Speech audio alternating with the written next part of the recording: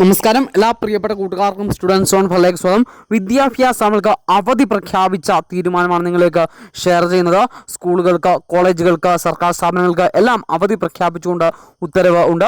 അപ്പോൾ എവിടെയാണ് അവധി പ്രഖ്യാപിച്ചത്, എന്തുകൊണ്ടാണ് അവധി പ്രഖ്യാപിച്ചത്, എല്ലാം ഈ വീഡിയോയിൽ നമ്മൾ ചർച്ച ചെയ്യുന്നുണ്ട്, നിങ്ങളിലേക്ക് വിശദീകരിക്കുന്നുണ്ട്. അപ്പോൾ ഇങ്ങനെയുള്ള അപ്ഡേറ്റുകൾ മുടങ്ങാതെ ലഭിക്കുവാൻ, എല്ലാ ദിവസവും ഇങ്ങനെയുള്ള അവധി അപ്ഡേറ്റുകൾ ആദ്യം ലഭിക്കുവാൻ ഈ ചാനൽ ഇപ്പോൾ തന്നെ ഒന്ന് സബ്സ്ക്രൈബ് ചെയ്യാൻ ശ്രദ്ധിക്കുക.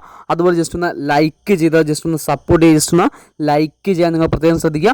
അതുപോലെ തന്നെ നിങ്ങളുടെ ഇൻഫർമേഷൻസ് പരമാവധി കൂട്ടുകാരിലേക്ക് ഷെയർ ചെയ്ത് കൊടുക്കാനും കൂടി ശ്രദ്ധിക്കേണ്ടതാണ്.